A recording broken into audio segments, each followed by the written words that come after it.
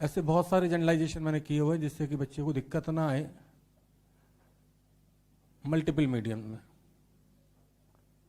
D apparent from multiple mediums. क्योंकि अभी आप देखोगे कई जगह जो है, अब एक एक स्लैब का कौन निकालने बैठेगा। तो ध्यान दें, मेरे पास जो ऑब्जेक्ट है या जो ऑब्जर्वर है वो दोनों आदमी हैं।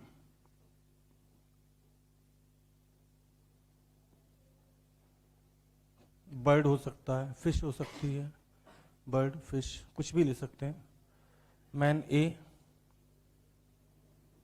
और सबके मीडियम अलग अलग।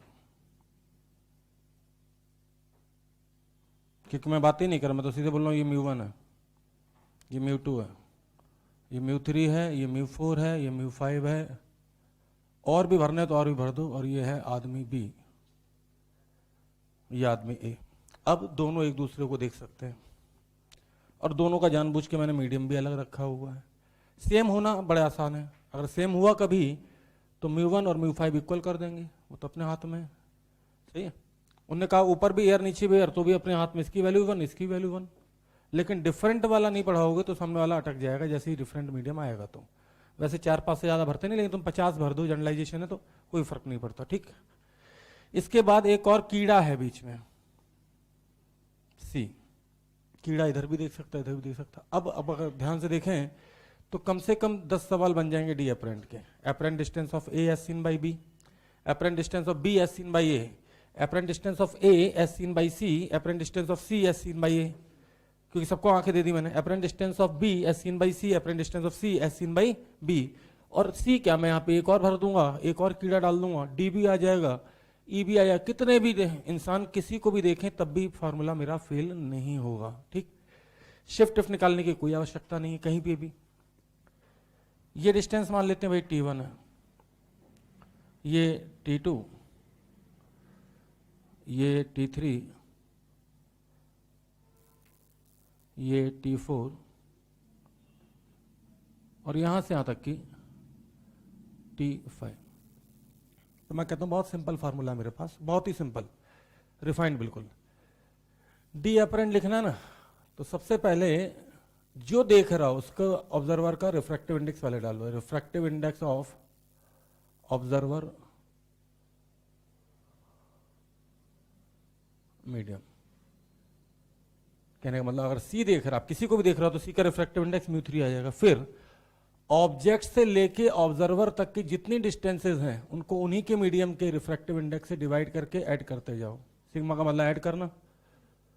ठीक, ऑब्जेक्ट से ऑब्जर्वर के बीच में जितने मीडियम आ रहे हैं उनको उन्हीं की थिकनेस, उनकी थिकनेस को म्यू से, उन्हीं के म्यू से डिवाइड करके ऐड करते जाओ। कहने का मतलब है, आप शायद नहीं समझेंगे, किसी ने पूछा अपरेंट डिस्टेंस ऑफ बी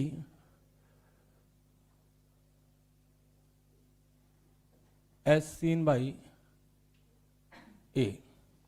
ठीक, मतलब कि वो चाहते हैं D of B with respect to A बता दो।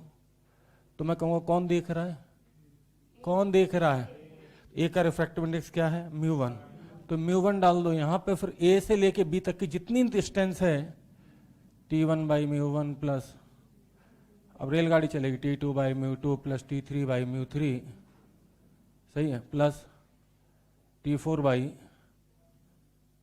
प्लस T5 बाई, कभी गलत होगा ही नहीं सवाल। किसी ने कहा सर सवाल चेंज, मैंने कहा क्या, बोले apparent distance of A as seen by B. अब मेरे में आंसर चेंज हो जाएगा, लेकिन उन लोगों के में आंसर चेंज नहीं होता क्योंकि दोनों उन्हें एयर में रखे हुए थे। समझ के बात को, मेरे में आंसर कुछ खास चेंज नहीं होगा, बस म्यू5 बाहर आ जाएगा और बाकी पूरी की पूरी रेलगाड़ी चलती रहेगी, चाहे जितनी लंबी रेलगाड़ी चला लो, डिब्बे तो जोड़ने हैं। किसी ने कहा apparent distance of C as seen by B, कोई शिफ्ट निकालनी है, पता चला 10 मीडियम किसी ने डाल दिए, एज सीन बाई ए ले लो चलो।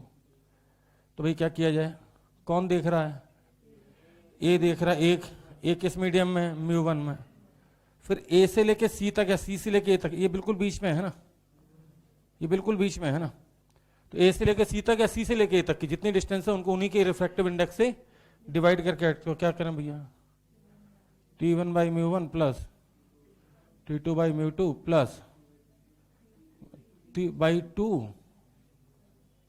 कोई दिक्कत? मुझे नहीं लगता कि इसके बाद कोई भी सवाल डी अपरेंट का आप फंसा सकते हो। कोई दिक्कत? और कितना आसान सा बताया। ठीक, एक बच्चे ने बोला कि सर इस केस में शिफ्ट कितनी आएगी। मैंने कहा गधे इंसान, एक्चुअल डिस्टेंस तो तेरे को दे ही रखी है, अपरेंट तूने निकाल ली है ना, तो एक ही बार में एक ही झटके माइनस कर देना तो पूरी शिफ्ट आ जाएगी। एक एक स्लैब की शिफ्ट क्यों निकाल रहा है? क्या आप मेरी बात से सहमत हैं? वो क्या करते थे पहले, तो उनके फॉर्मूले में ये दोष है कि भाई उनका ऑब्जेक्ट ऑब्जर्वर सेम मीडियम में होता था। हालांकि देखना हर मास्टर की स्लैब लगाते हैं वो, ठीक, और 100 में से 99% केस में ऑब्जेक्ट और ऑब्जर्वर सेम मीडियम में रखने की कोशिश करते हैं। ठीक, कोई दिक्कत? दूसरी तरफ एक एक करके शिफ्ट निकालोगे तो बहुत टाइम लग जाएगा। इस फॉर्मूले से इसकी शिफ्ट, फिर इसकी शिफ्ट, फिर इसकी शिफ्ट, फिर टोटल शिफ्ट ऐड करके फिर वो करते थे एक्चुअल में से माइनस तो डी अपरेंट निकालते थे, तो काफी टाइम लग जाता वहां पे। यहाँ पे याद रखना ही बहुत आसान, refractive index of observer medium into जो देख रहा है और जिसको देख रहा है उस तक की जितनी डिस्टेंस है उनको उसी के म्यू से डिवाइड करके ऐड करते जाओ। कोई दिक्कत? क्या और सवाल कराऊं इसमें? अच्छा, इसी में होता है apparent distance of A as seen by C, तो कोई अंतर नहीं था। Apparent distance of A as seen by C, बोलो भाई। अब आप देख सकते हो कि आपका object A as seen by C, C किसमें? म्यू थ्री सिर्फ बाहर आएगा, बाकी तो मुझे उम्मीद है कि आप इस बात को भली भांति समझ गए होंगे। कोई दिक्कत?